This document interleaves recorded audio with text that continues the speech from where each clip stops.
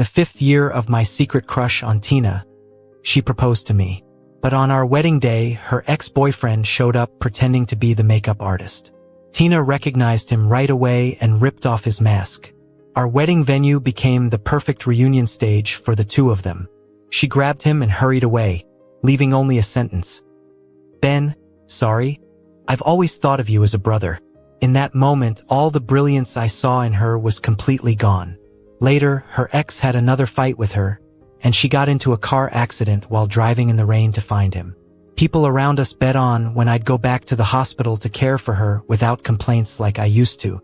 But even when Tina was about to be discharged, I still hadn't shown up. She finally couldn't hold back and called, saying, "Ben, didn't anyone tell you I've been in the hospital?" But it was her rival Linda who answered, "I'm pregnant. Don't disturb us."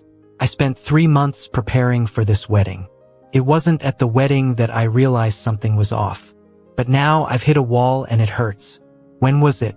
Maybe it was when I tried on the suit, coming out nervously, and she was so caught up in her phone, she just praised, saying, "You look great. Ben, you look good in anything." Or maybe it was at the hotel as we confirmed the venue, and she stared out the window absent-mindedly, and I awkwardly called her name. I had already started to hesitate back then. I had also, after a few drinks, told her, "Tina, it's still not too late if you regret it. Just don't play with me." I thought a lot that day. I was afraid she'd regret marrying me. I was scared that our long-time friendship would end up in an unbearable state. But I needed to be half drunk to even find the courage to ask that simple question. Yet she was more cowardly than me. She clearly hadn't let go of that person, yet she still made promises to me. She said, "There's nothing to regret, Ben. Aren't we the most suited for each other?" She also mentioned, "Sorry, Ben. I've just been really busy recently, maybe ignoring you a bit. Will you believe me? Sometimes people fall into this strange confidence, blinding their judgment, making them naive." I believed her words. From last night to now, I've been tense and excited. My palms were sweating even putting on the wedding suit.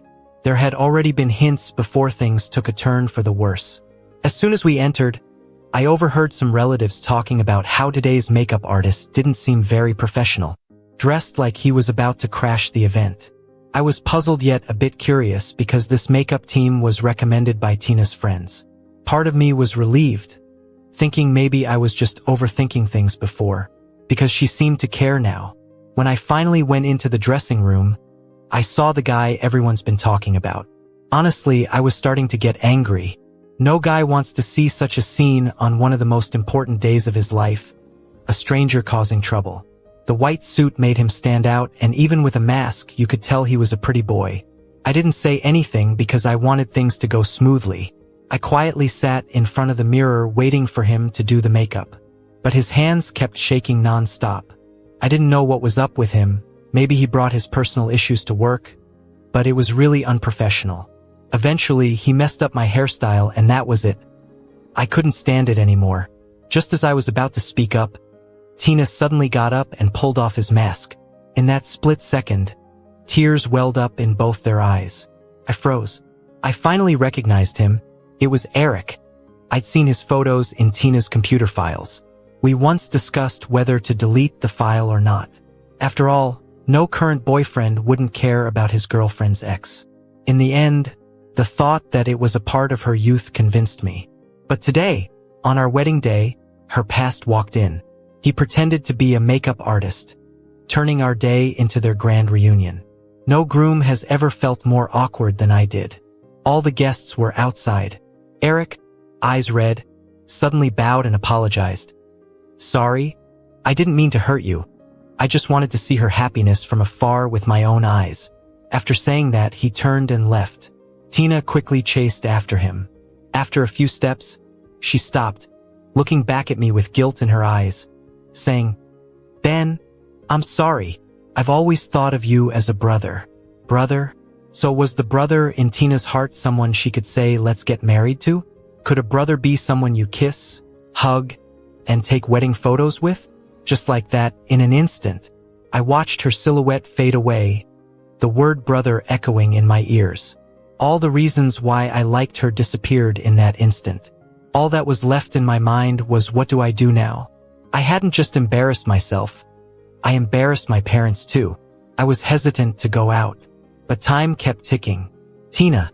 She sure ran fast, leaving this mess all to me. I was ready to change out of the suit and go out to explain. It's do or die. I had no choice. Just as I was getting up, the door suddenly swung open. Ben, are you still in need of a bride? Tina's sworn enemy, Linda, walked in with a smirk. I had a gut feeling she was here to mock me. I'd often teamed up with Tina's company to oppose her. Feeling a bit worn out, I said, if you're here for a laugh, have you had enough? Why bother being kind if you'll just disappoint your parents? Her eyes turned serious. Why help me? Are there any conditions? I shot back a string of questions. Why? I'm just in a good mood today and felt like doing a good deed. But since you asked, my condition is that if I help you this time, you'll owe me one for the future. I looked at her with a slightly creepy feeling in my gut. But honestly, I had no other choice right then. I needed a woman to present to all the family and friends outside. I took a deep breath, calmed myself down, and sat in front of the mirror to touch up my makeup. Then, at my dad's urging, I linked arms with Linda and walked to the ceremony hall. Linda was taller and more attractive than Tina, and some who knew Tina noticed right away. We went through the motions, but when the officiant asked us to exchange vows, Linda seriously said, Ben, you won't regret choosing me. It all felt a bit weird, and I instinctively avoided her gaze. After we saw off the guests, my dad couldn't hold back his tears anymore. Feeling a bit overwhelmed, I helped wipe his tears. Sorry, Dad, for embarrassing you like this. My dad looked towards Linda, about to bow, but she stopped him first. Linda, thank you so much. No, Uncle. I have my own motives.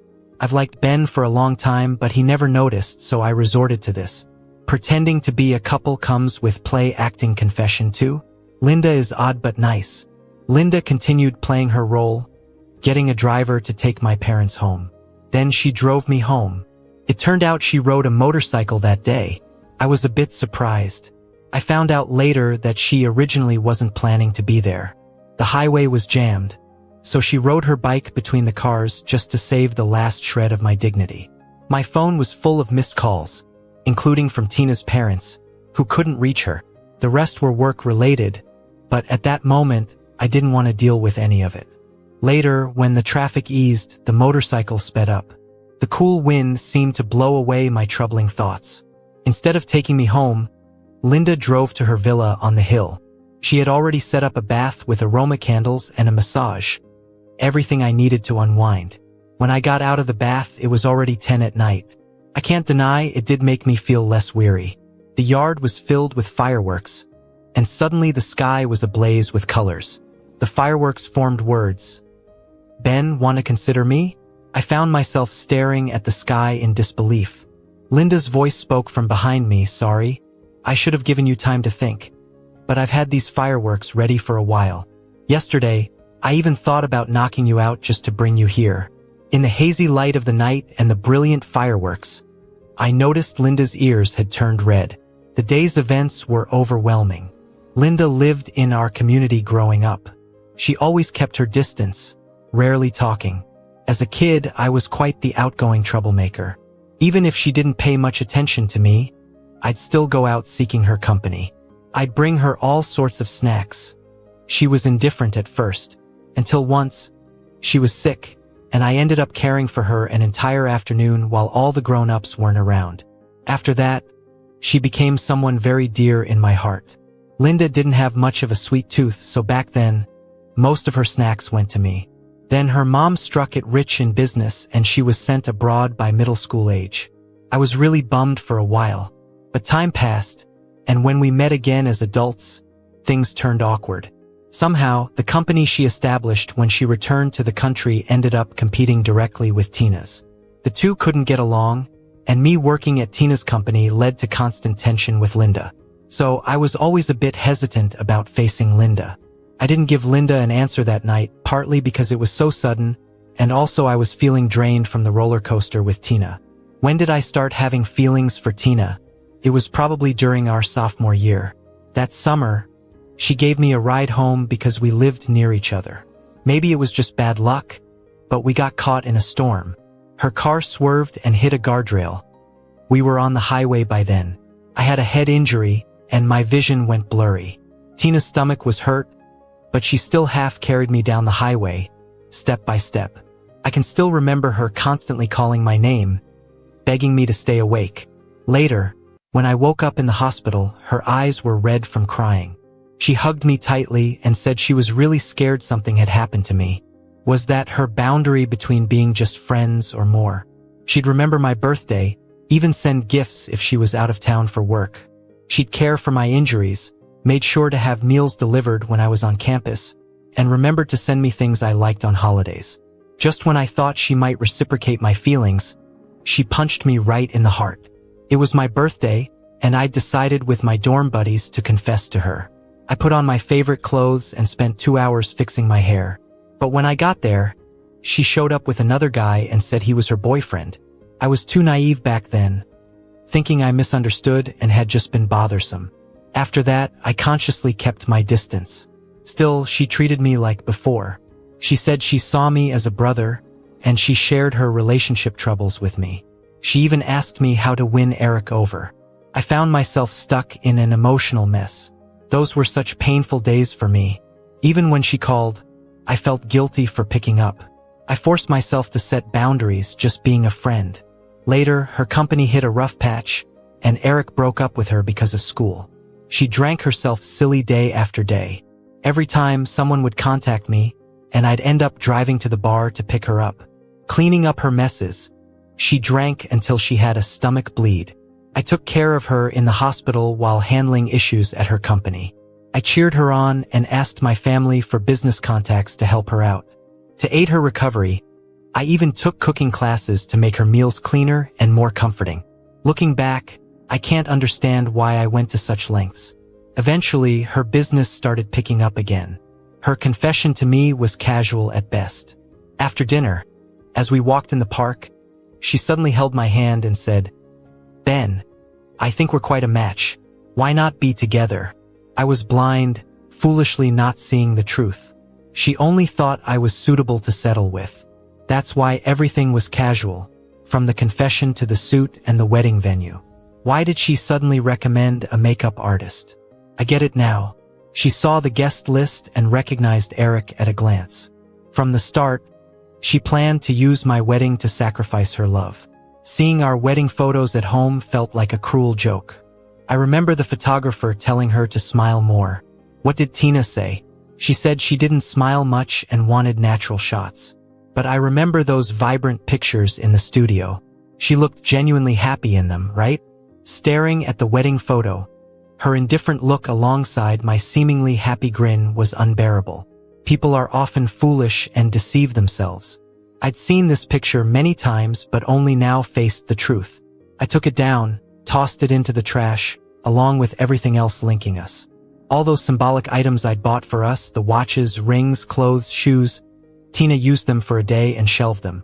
I dug them out from the nightstand and cleared the house of anything from the past, just like erasing these memories. I thought about selling the house, but Tina is unreachable, and it's in both our names. I have shares in the company too, but I'm done with that. It wasn't what I liked doing anyway. I sold my portion to the highest bidder, not caring who it was. Then I realized it was to one of the founders who had fallen out with Tina. She teased, "Do men hold grudges this much? With these shares, things won't be rosy for Tina." "Think what you will," I said, "just finish the deal quickly." Do I hate her? I'm not sure. I just feel drained. I no longer want to be part of any of this. Selling to her was about the best offer, not revenge. What she does to Tina isn't my concern. I'm exhausted and I'm done with Tina. I took the money and left the city to travel at full speed. I hadn't taken a break in forever because I was always figuring out what Tina wanted. Somewhere along the way, this relationship made me lose myself entirely. But now I've got enough saved up to live comfortably. I've always been a carefree person, fond of sharing my life online. I even had a decent following. For the longest time, I posted videos of cooking for Tina. My longtime followers called me a love-struck fool. They were spot on. People who, like, you can easily tell when something's off. Just a new video about a place I visited, and the comments were like, "Dude, did you break up?" They saw right through me. I replied yes and asked a friend to raffle the valuables out from that cleaning spree. Just watches and rings mostly. The rest got tossed. Surfing on the islands turned out so much fun. I've wanted to try for ages, but was waiting on Tina's schedule. Waiting, and kept waiting until I'd worked so long and never went once. The sea is so clear. Mostly I'd sunbathe and daydream on the beach. I stumbled upon a bustling bar nearby. The bartender mixed a good coconut dream with local coconuts. I always thought it was a light drink, but 2-3 glasses in, and my head started spinning. I regretted drinking myself tipsy alone. Some sketchy guy tried to make a move, and suddenly someone shoved him off. Man, that person had an amazing figure. I was kind of amazed. They sighed. "Ben, could you be any dumber? Getting drunk like this?" I was wobbly, so she caught me. The bar was a storm of mixed perfumes. Yet she smelled good. A slightly bitter, woody scent. The dizziness faded somewhat. She helped me out of the bar and asked where I stayed. I had sobered a bit. Turned out it was Linda. No clue why. Seeing her angry was kinda amusing. I moved closer and hugged her neck, saying, "Don't you want to take me to your place? Ben, do you know what you're saying? Are you hesitating? Are women always hesitant around me?" I looked up at her. "You don't like me anymore? Am I not good looking? What's wrong with me? Ben, you're drunk." I didn't want to hear what she said next, so I just kissed her. The sea breeze felt wet. She was caught off guard, just for a moment, then deepened the kiss. In the cramped car, she restrained herself as she held me. I reached out to touch the sweat on her neck. Her eyes were kinda red. I felt a bit regretful. I wanted to leave, but she pulled me back. "Ben," I said, "there's no chance to regret." I felt like a boat in the ocean. Waves engulfed me, then pushed me out again. She whispered in my ear, "Ben, you like it?" The words crept into my heart, tickling a bit. I didn't reply, just kissed her back. No need for words. The car windows were fogged up. Lying in the car, it was the most peaceful sleep I'd had in days. When I woke up, I had no clue when she dropped me off at the hotel. Surprisingly, it wasn't far from where I stayed. She kissed my forehead and said, "I cleaned you up a bit this morning.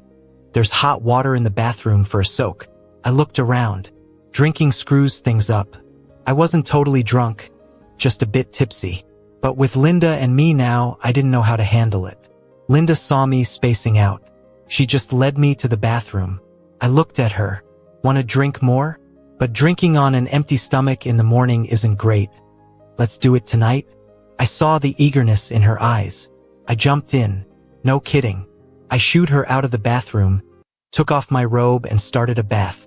The temperature was just right. After the bath, I planned to slip away while Linda wasn't looking. But opening the door, she was bringing out a steaming bowl of seafood porridge. Linda's staying in the presidential suite. The kitchen here's pretty big. There were fresh side dishes she'd cooked. I admit, sleeping till now, I was hungry. Being an amateur foodie, I'm quite picky. But after eating her food, I felt she might take over my turf. I thought after eating I'd sneak out. Then she suggested riding jet skis. Kinda tempted, wanted to play. Fine, I'll leave after fun. She drove me around the sea. Waves splashed on my face. The morning sun refracted through the droplets in a rainbow. When the jet ski stopped, she suddenly kissed me on the face. I was stunned. Things were getting out of control. Before I could react, the kiss traveled from my cheek to my lips, breath mingling. I was scared of falling off, passively being kissed by her. The sea kept lapping the shore. Instinctively, I held on to her, which seemed to encourage her. She deepened the kiss. By the time I tried to push her away, it seemed like I was playing hard to get. When the kiss ended, my head was spinning. On the beach, we held hands walking back, like a couple. I was a bit anxious, trying to pull my hand away, but she held tighter. She leaned in, gritting her teeth, whispered in my ear, "Ben, there's no turning back now." I didn't know what to say. Nearly reached the hotel, couldn't help asking, "You don't mind my past?" "I do, of course. So let's treat it like a dream. Once awake, let's return to reality." As I was thinking that, she pulled me into a damp embrace. "Ben, you idiot. I mind that I didn't protect you well. I mind not returning sooner. I mind not stealing you away so you wouldn't get hurt by people like that." When Tina called off the wedding, I wasn't sad. Packing up the wedding house didn't make me sad either. But hearing this made me feel wronged. I have blamed myself more than Tina during these times. I hated my self-pity, my stupidity, being played around like this. But time won't go back. I could only keep persuading myself to move forward. But now, someone was telling me she too felt guilty. She regretted not protecting me well.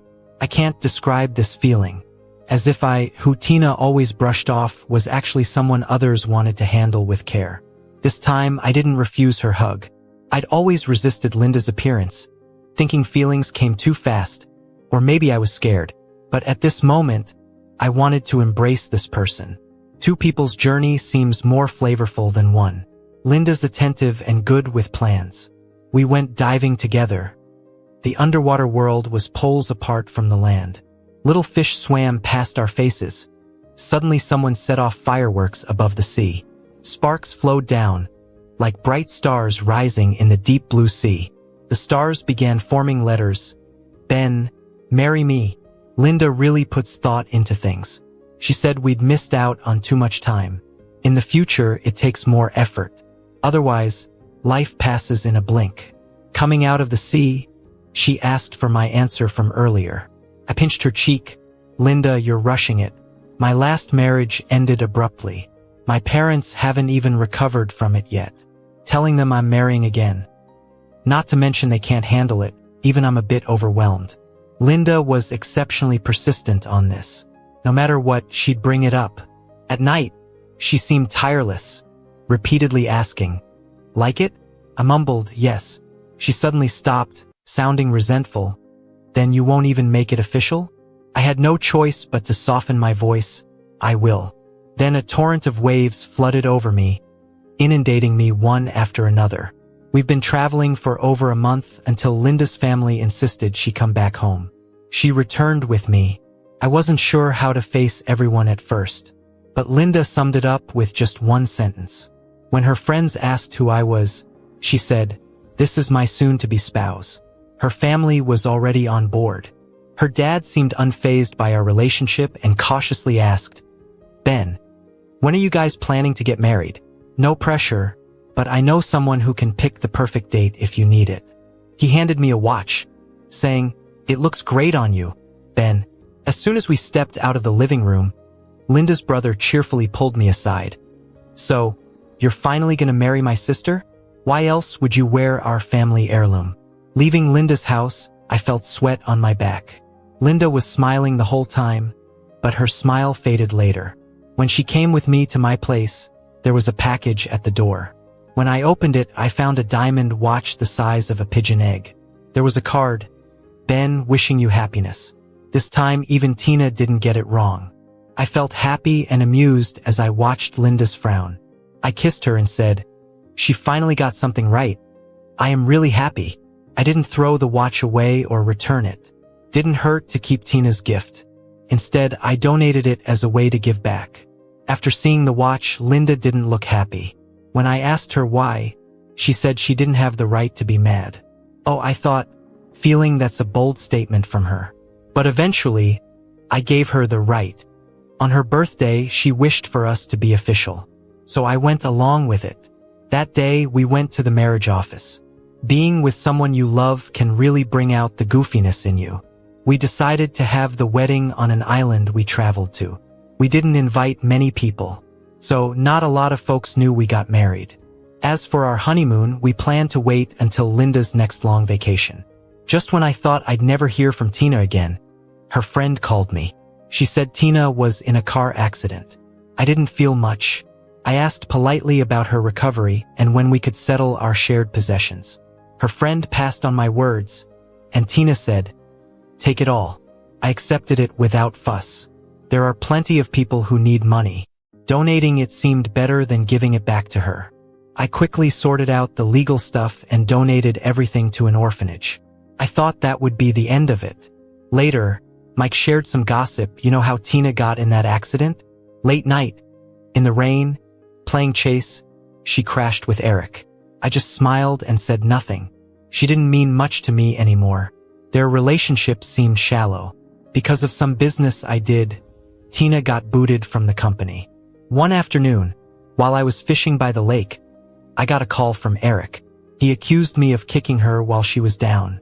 I calmly told him I sold my shares before her accident. He demanded to know why I didn't give Tina a heads up. Selling to her rival was revenge, according to him. It seemed immature. Tina used to say she wanted to protect his innocence. If that's her priority, so be it, as long as no innocent parties get hurt. Mr. Eric, I told him I sell my shares to whoever I choose. By the way, why did you run off with someone else's bride at a wedding? I didn't bother listening to his reply and blocked him. Later, I went to a work party with my buddy Mike. To my surprise, Tina's friend Wendy was there. I wanted to leave right away to avoid any drama. But she stopped me and said disdainfully, "Ben, give it a rest. Do you know how long Tina's been in the hospital? How's that my business? Just so you know, I'm married." "No way. Ben, you can't even lie, right? Did you swallow everyone's confidence here?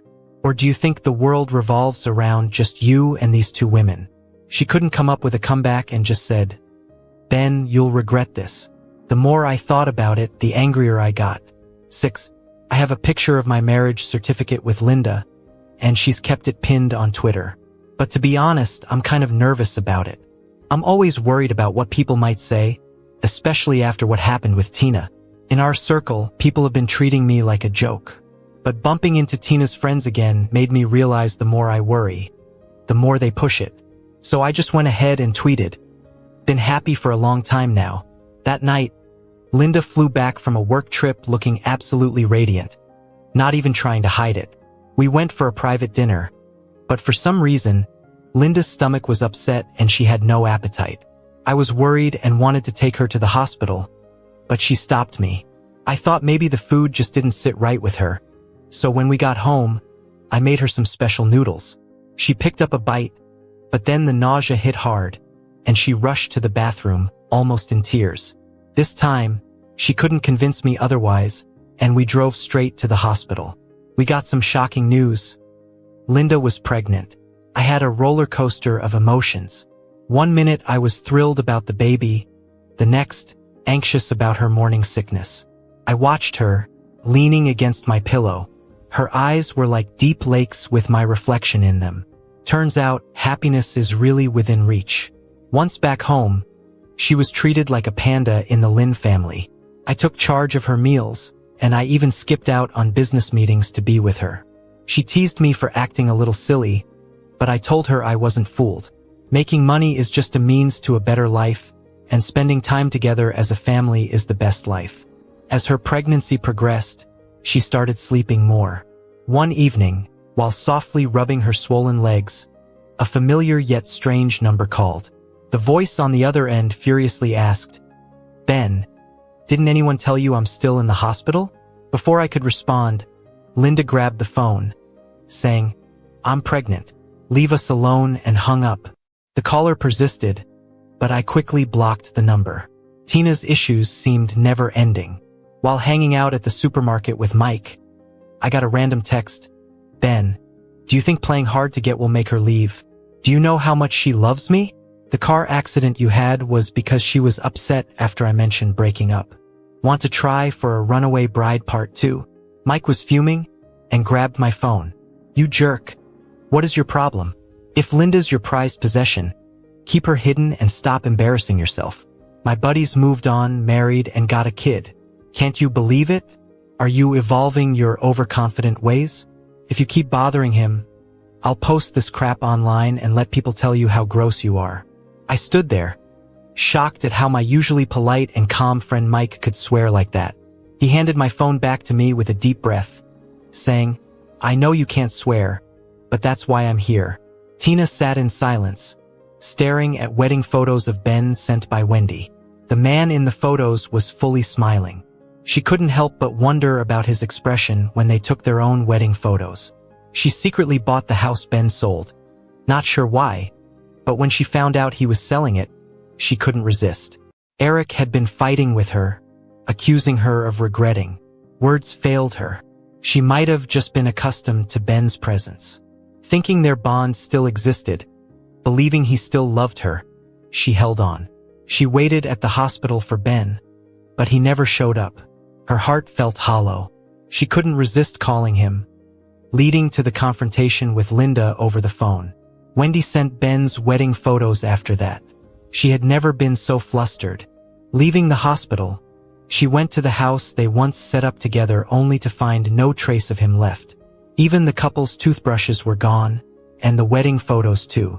She drove around the city, trying to remember the studio where they took the photos. Finally, she found it and went to see the photographer. The photographer looked at her mockingly, saying, "It's been forever.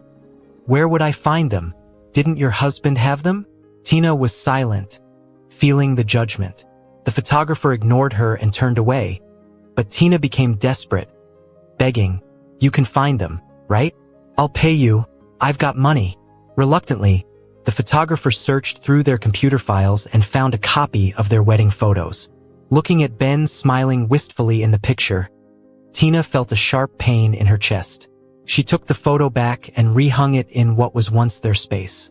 Eric called her repeatedly, but she ignored him, causing Eric to angrily text, "You're cheap, Tina. The unattainable is always better to you." Tina glanced at the text, chuckling bitter self-reflection, not even angry. She couldn't deny Eric had a point but didn't fully agree. She got used to Ben being good to her, thinking he'd always be around.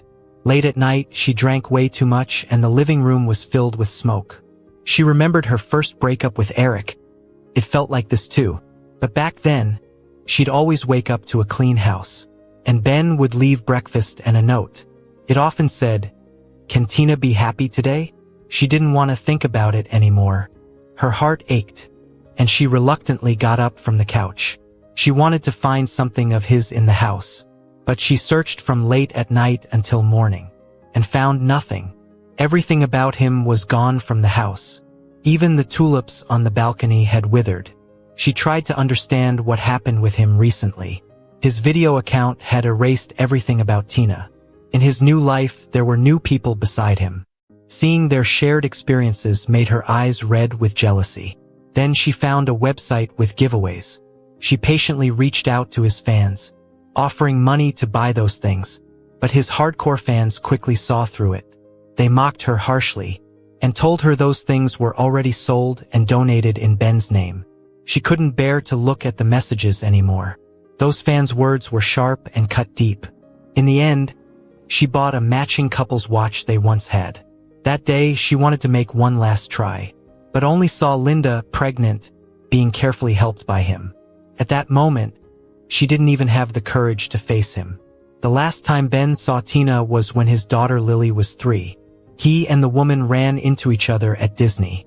She bought Lily a Linabelle while waiting in line. Ben coldly pulled his child away, not taking the toy. Tina looked hurt and said, "Ben, have we become strangers like this? Remember how we survived that time? I was scared to death something would happen to you." "Scared? Huh? You almost got me killed, didn't you? Am I supposed to thank you for not succeeding?" Tina felt a sudden roaring in her head. He knew. He actually knew. She realized she couldn't use that excuse anymore. She stood at Disney for a long, long time, until their warm family of 3 faded from view. Ben nearly forgot about Tina in his life afterwards, until Lily turned 10, and he unexpectedly received an inheritance. Tina had died from stomach cancer. Apparently, she'd been drinking heavily all these years. Ben looked at the information, feeling some pity, but mostly at a loss for words. Tina never seemed to grow up in her life. She always seemed irresponsible.